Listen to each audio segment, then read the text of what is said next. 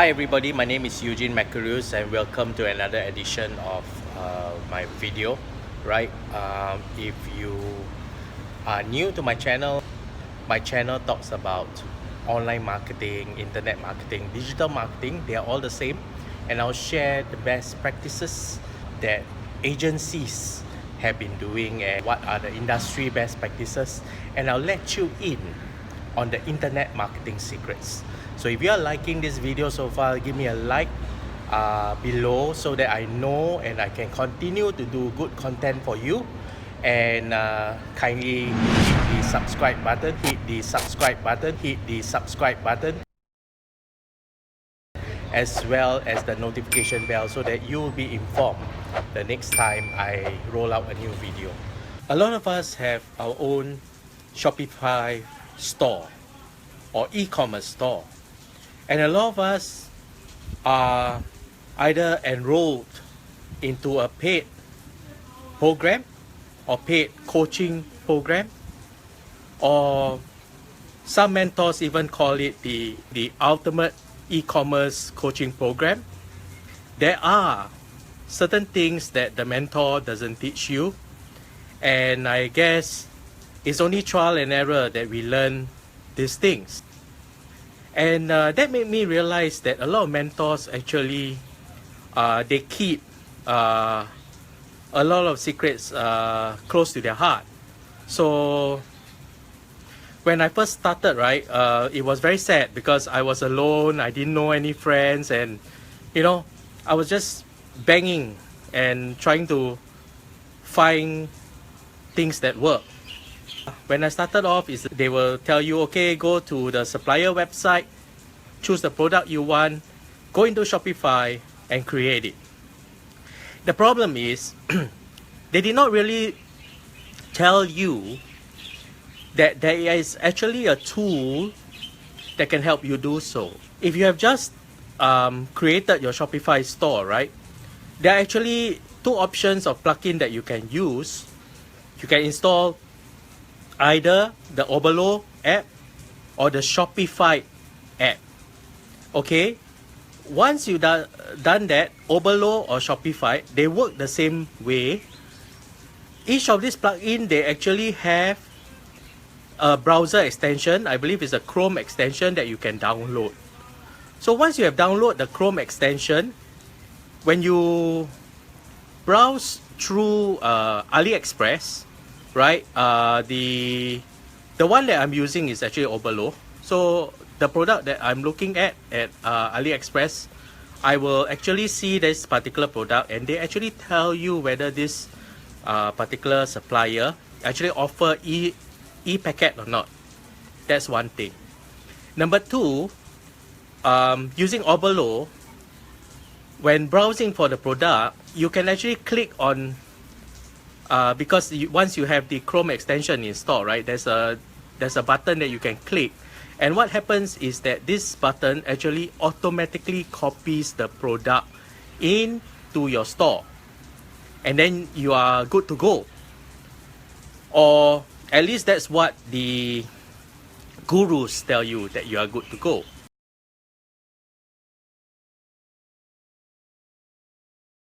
Because basically all you need to do is just copy everything from your supplier, right? And then you just factor in whatever markup that you want to make, and that's it, you're good to go. Well, actually that's in a way not wrong, but it's not ideal. Basically what you need to do, actually, that is only the first step.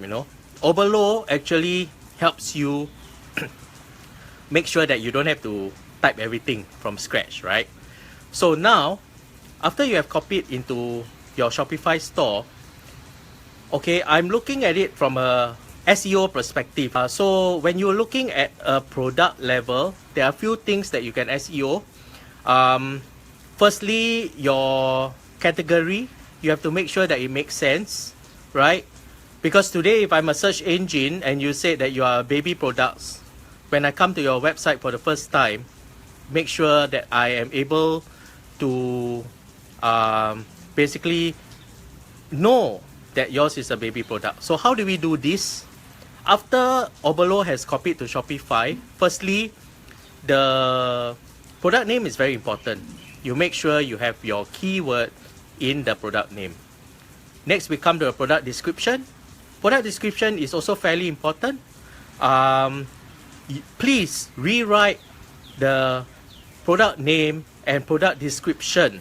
Okay, please rewrite the product name and product description that comes, you know. You don't use it wholesale. Okay, you have to have some basic knowledge about marketing. You cannot say that, oh, okay, this is like you know, if I take an example of the ready zoom lens that I am trying to market, right?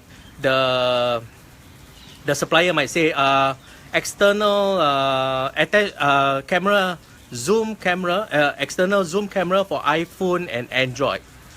That's what the supplier will say. So for me, what I do is I actually sort of create it to, I call it as a ready zoom lens. This is a product name, and I also create a hashtag to it. So in that sense, when you do this, right, you can actually get more mileage in social media because people can mention your hashtag whenever they are referred to the product.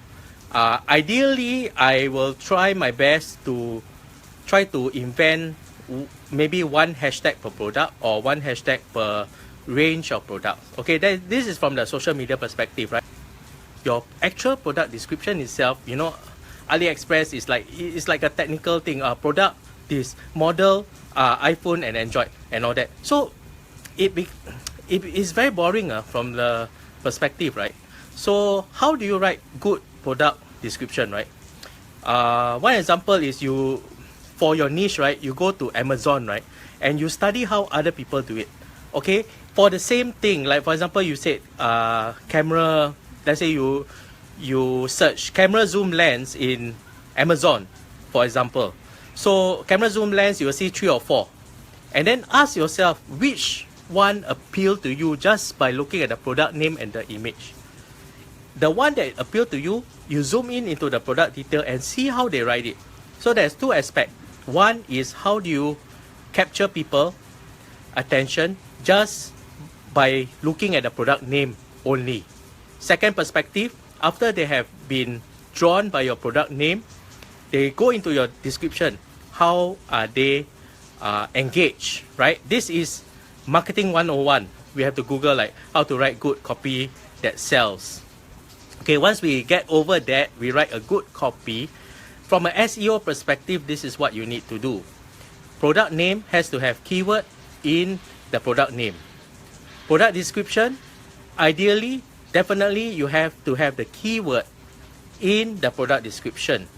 If it is possible, try to repeat the keyword at least 2 or 3 times, or provide a variation of the keywords. Like for example, it could be mobile phone zoom lens, smartphone zoom lens. So you say, oh, okay, this mobile phone zoom lens is lightweight. The smartphone zoom lens fits to your smartphone instantly, conveniently. So what Google sees is that, okay, they come in, okay, your product name is called Ready Zoom Lens. It's a smartphone zoom lens. It's a phone external lens attachment. You know, these are the words that you use. So Google will do the association. Okay, they will say that, okay, relevant. If people search phone external camera, okay, I will bring out your website because your website is relevant. If people search smartphone external camera, yes, I will bring it up also because you have the word there. Ideally, the description, try if possible to be at least 100 words. Also, one thing that gurus don't teach you is that for every product, preferably if we can get a demo or unboxing video into it, I think that will help convert your sales for that product. The other thing that you need to feature or you need to take note of is that those images, right, that is auto copied from or below, right, most of the time they are either like, you know, low resolution or just like quickly done up and things like that. So one aspect is that you need to look at how you can improve the image. Secondly, that is for the visual appeal. For the SEO perspective, when you save the image name, you must have the keyword in your image name. So basically, on-page SEO for product, number one, product name has to have keywords. Number two, product description has to be at least 100 words and have to maybe have the keywords or associated keywords at least repeat 2 to 3 times. Not more. Don't go crazy over it. Recently, over the last few years, Google have a special penalty that looks for people who over optimize. Meaning to say that, for example, for this product, right, you repeat 20 times the keyword ready zoom lens. That's a no-no. And then the third thing you need to look at is also the image name must contain the keyword that you're looking for. That is from the perspective of product. From the perspective of category, I believe that category, there is also the category name and the category description. So make sure you do the same thing. And the other thing about category is the products that you tie to this category, make sure they are related. There's one thing very important. So we know about on-page SEO of products. That's one. Category, that's another. And another thing I noticed that the gurus don't teach is that, you know, our product, how do we price it? So I think I made a mistake. I think I added about 10 products. Then I put everything, usual price, now sale price is this. So my whole store, my whole online store, if you look at it, now is all like got usual price and sale price. But then that is wrong, you see. Like today, right, if I walk into Giordano or I walk into some fashion chain or some jewelry store, what is the first thing that capture my attention? $10 for Bermudas, $13 for polo tee, let's say, for example. I'm just giving you an example. So what does this create? That means the moment when people walk in the store, right, they see your on sales item. Now, let me ask you a very quick question where you should actually reflect. When you go to Giordano, right, for that matter, are all the products on sale? Actually, no. What do? It's a sales tactic. They use the cheap product to draw you to their store, right? So similarly, why should our store be everything on sale? It doesn't make sense, right? So that is something that another thing the guru didn't teach also, right? And also another thing I want to note is that based on my observation, in terms of Facebook ads, right? Yeah, Facebook ads is not easy, and you know, but the possibilities are endless, because if you really study the countless targeting options that Facebook have, you can actually laser target. Okay, another thing I want to highlight, which I feel that a lot of gurus don't talk about. Look at it. They always say $5 a day, able to achieve, you know, like certain sales and all that, right? But what I find that they actually didn't really say is this: before they do their Facebook ad, right, I'm sure they spend some time building up their Facebook page community by putting relevant content into the community.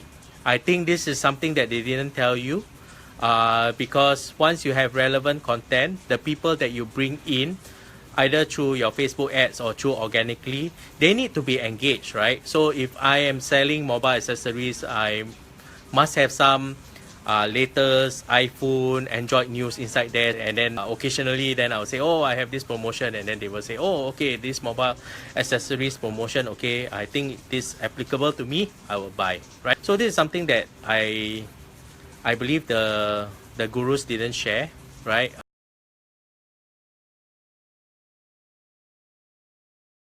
I think this is based on personal experience because I have some experience in consulting work in SEO and social media. So I realized that in the course of my work, building a community is extremely important. And I think this is key that the gurus didn't share. And I share this so that you have a big picture, a complete picture. If we have a store and we want our store to be long term, I seriously think that we need to find time and resources to build our own YouTube channel. And this channel can be product demos, product reviews, related niche related videos. We can create playlists of other people's videos. So objective of having all these playlists is that so that your YouTube channel always remain relevant to your target market, and you don't have to really so-called worry about kind of producing content that too often and all that, because you can actually use other people's content. Of course, you can reach out to them and say, hey, I find your YouTube video very interesting. This is what I'll do. I have a playlist about all the photo tips and all that. And on top of that, I am willing to share your latest video on my Facebook page. So this creates a win-win association.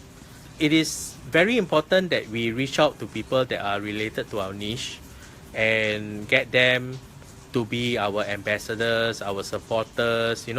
They feel our business. They feel that they are part of our business. They want to see us and help us grow. Once I believe that on top of Facebook ads, on top of SEO, on top of the Facebook remarketing ads, this is what we need to do. Because after all, we are in the people service business. We not only need to take care of our customer, we need to see who are similar to our niche, and we actually take care of them. So what I do again, coming back to this Ready Zoom lens, I have a group of bloggers and influencers, Instagram influencers. So what I do is I actually reach out to them. I give them the free Ready Zoom lens. Okay, I give them a free Ready Zoom lens, and then ask them to blog about it, to do an unboxing video, whatever they like. Okay, and then some of them actually took the camera for a ride. They go to their tour, traveling and all that with the camera. They take nice photos. They do a blog review, and then they put it up on a blog post. And then I ask them, hey guys and girls, do give me your blog post, because what I'll do is I'm gonna periodically schedule this content and say that, hey, check out this blog. This blogger has reviewed my product, and if you are interested, because she has already done the unboxing and also the demo of how the product work, right? So people actually see the product working in action, right? She did the unboxing and the demo, right? So her followers will say, hey, this is interesting, right? And then they will say, okay, they'll buy through. And true enough, yesterday I got an order from USA through Irene's discount coupon. I really hope that the tips that I have given is useful to you. Remember, you are just one click away from success. Cheers.